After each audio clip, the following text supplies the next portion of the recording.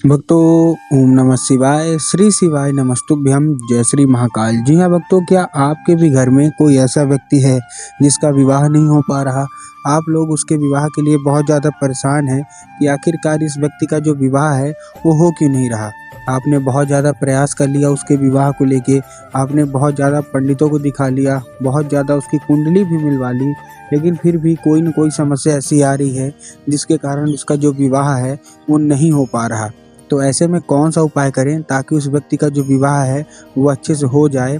आज की इस वीडियो के माध्यम से हम आपको बताने वाले हैं क्या करना है, कैसे करना है, पूरा आपको समझाऊंगा। तो बस उपाय ध्यान से सुनिएगा, अच्छे से करिएगा। पूज्य गुरुदेव की ही कथा सुन के और बहुत अच्छे से समझ के आपके लिए उपाय लेके आया हूँ।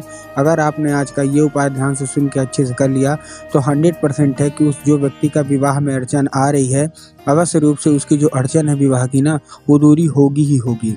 देखिए, अगर उसकी उम्र जो है वो गुजरती जा रही है, 30 साल हो गई है, 35 साल हो गई है, 40 साल हो गई है, यहाँ तक कि 45 साल भी हो गई है और विवाह का कोई न कोई अड़चन आ जा रही है, हर बात ठीक चलती है लेकिन अंत में आके विवाह टूट जाता है, तो ऐसे में कौन सा उपाय करें, आज की इस वीडियो के माध्यम से हम आपको बताने वाले हैं। तो उपाय ध्यान से सुनिएगा।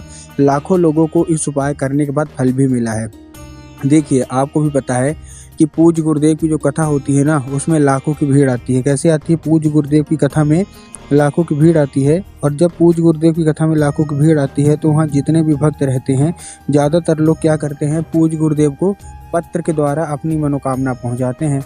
तो अभी गुरुदेव की कथा चल रही थी, आज से 5-6 महीना पहले की बात है। गुरुदेव की कथा चल रही थी और गुरुदेव की कथा में लाखों की भीड़ आई। अब जैसे ही गुरुदेव की कथा में लाखों की भीड़ आई तो उन्होंने क्या किया, जैसे कि आपको पता है, पत्र लिखा। अब गुरुदेव को जैसे ही पत्र लिखा उन्होंने, तो गुरुदेव ने जब पत्र पढ़ा, कुछ पत्र गुरुदेव ने पढ़े, तो उनमें ज़्यादातर लोगों का यही था, जितने भी माता पिता है ना, उनका यही प्रश्न था कि गुरुदेव, हमारा जो बच्चा है ना, उसका विवाह नहीं हो पा रहा, हम लोग बहुत ज़्यादा परेशान हैं, कृपया करके कोई उपाय बता दें ताकि हमारे जो बच्चा है ना उसका विवाह अच्छे से हो जाए, हम लोग बहुत ज़्यादा परेशान हैं। जब गुरुदेव ने ये देखा तब गुरुदेव ने 2 से 3 उपाय बताए और कहा, केवल और केवल ये उपाय कर लेना, तुम्हारे घर का जो भी व्यक्ति है, चाहे वो लड़का है या लड़की है, अगर उसकी उम्र गुजरती जा रही है और विवाह में अड़चनें आ रही हैं, कोई न कोई समस्या आ रही है, तो ये उपाय कर लेना। महादेव अवश्य रूप से तुम्हारी मनोकामना पूरी करेंगे और उस व्यक्ति का विवाह अवश्य रूप से होगा ही होगा। जब गुरुदेव ने ये उपाय बताया तो लोगों ने जा जाके इस उपाय को घर में किया। 2 से 3 उपाय गुरुदेव ने बताए, वही आज इस वीडियो के माध्यम से हम आपको बताएंगे। जैसे ही लोगों ने जा के उस उपाय को अपने घर में किया, मात्र 1 से 1.5 महीने के बाद वही लोग दोबारा गुरुदेव की कथा में आए और फिर से गुरुदेव को पत्र लिखा। लेकिन ये वाला जो पत्र था ना, ये गुरुदेव को धन्यवाद के रूप में पत्र था कि गुरुदेव धन्य हो आपका, आपके द्वारा बताया गया उपाय हमने कर लिया है। हमारे घर का जो व्यक्ति था जिसका विवाह नहीं हो पा रहा था, बहुत ज़्यादा परेशान थे, उनका विवाह पक्का हो गया है, आपका कोटि कोटि धन्यवाद। तो देखिए, जो लोग भी मेरी आवाज़ सुन रहे हैं ना, अगर आपको भी जानना है कि आखिर ऐसा कौन सा उपाय है जिसको करने मात्र से लोगों की सारी इच्छा, सारी की सारी मनोकामना पूरी हो जाती है और उसका जो विवाह नहीं हो पा रहा होता है, विवाह भी हो जाता है और अच्छे मंगल मतलब विवाह हो जाता है, तो चलिए हम बताते हैं आपको आज की इस वीडियो के माध्यम से। लेकिन उससे पहले चैनल पे अगर पहली बार आए हैं और आवाज़ मेरी पहली बार सुन रहे हैं तो वीडियो को कर दें लाइक और चैनल को भी कर लें सब्सक्राइब, ताकि पूजनीय पंडित प्रदीप जी मिश्रा के रोज़ नए नए उपाय जो कि मैं उनकी कथा से सुनता हूँ, श्रवण करता हूँ, सबसे पहले मैं आपको प्राप्त करा सकूँ। ठीक, तो देखिए, जो हमारा पहला उपाय है वो काली मिर्च और धतूरे का उपाय है। इसके बाद भी मैं आपको 2 उपाय बताऊँगा। सबसे पहले इसको सुन लीजिए।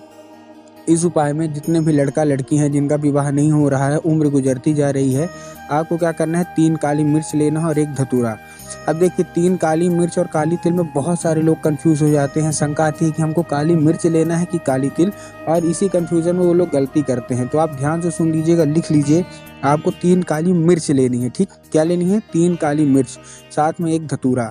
जब आप धतूरा लेंगे तब आपको ध्यान रखना है कि धतूरा कहीं से भी कटा फटा नहीं होना चाहिए, कहीं से खंडित नहीं होना चाहिए और कहीं से मुरझाया हुआ बिल्कुल भी नहीं होना चाहिए। बहुत सारे लोग धतूरा लेने में यही गलती करते हैं कि ले तो लेते हैं लेकिन वो ध्यान नहीं रखते कि हरा है कि बेकार है, और इसी कारण है कि उनका जो मनोकामना है वो पूरी नहीं होती। पूज्य गुरुदेव कहते हैं कि महादेव जितना जल्दी प्रसन्न होते हैं उतना जल्दी वो क्रोधित भी हो जाते हैं। तो आपको महादेव को क्रोधित नहीं करना, आपको महादेव को प्रसन्न करना है। ठीक है, आपने ले लिया। ठीक है, लेने के बाद आपको करना क्या है, जैसे ही आपने ले लिया, लेने के बाद आप पहुंच जाइए सीधा शिव मंदिर। शिव मंदिर पहुँच गए। शिव मंदिर पहुँचने के बाद आपको क्या करना है, सबसे पहले दक्षिण दिशा में खड़े होना है और उत्तर की ओर अपना चेहरा कर लेना है। अब देखिए दक्षिण और उत्तर में भी बहुत सारे लोगों के मन में शंका रहती है कि हमको दक्षिण क्या है, उत्तर क्या है, हमको थोड़ा साफ-साफ बताइए। तब गुरुदेव ने साफ-साफ बताया है कि आप जिस भी शिव मंदिर जा रहे हैं ना, उस शिव मंदिर का जिधर साइड जलाधारी होगा, आपको अपना चेहरा उधर साइड करके खड़े हो जाना है। ठीक, आप खड़े हो गए। खड़े होने के बाद आपको करना क्या है, जैसे आप खड़े हो गए, खड़े होने के बाद आपको एक नाम लेके, महादेव का बहुत ही सुंदर सा नाम है कुंदकेश्वर महादेव। तो बस आपको करना क्या है, आपको कुंदकेश्वर महादेव का नाम लेके उन्हीं का स्मरण करके आपको चुपचाप क्या कर देना है, बाबा भोलेनाथ की शिवलिंग के ऊपर अर्पित कर देना है और जो भी इच्छा है, जो भी मनोकामना है वो मांग लेना है।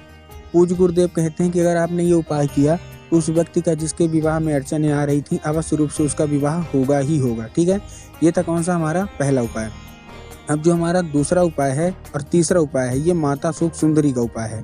तो देखिए दूसरे उपाय में आपको 11 लाल फूल लेने हैं। तीनों उपाय कर लीजिएगा ताकि जल्दी से जल्दी आपका विवाह हो सके। ठीक है, आपको 11 लाल फूल लेने हैं। अब 11 लाल फूल आप कोई से भी ले सकते हैं, गुलाब का ले लीजिए, गुड़हल का ले लीजिए, जो भी आपको अच्छा लगे आप ले लीजिए।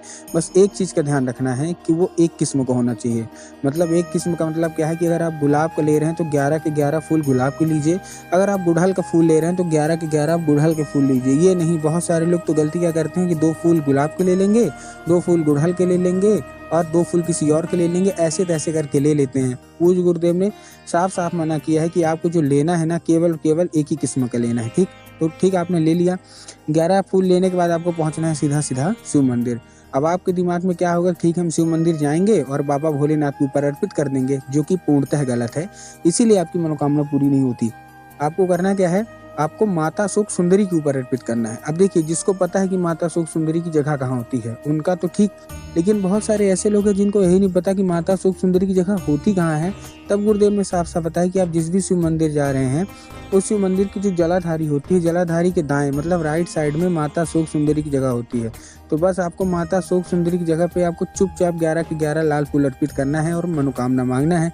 पूज्य गुरुदेव कहते हैं कि अगर आपने माता सुख सुंदरी को प्रसन्न कर लिया तो आप जैसा विवाह चाहते हैं आपका वैसा ही विवाह होगा। ठीक है, ये था कौन सा हमारा, ये था हमारा दूसरा उपाय।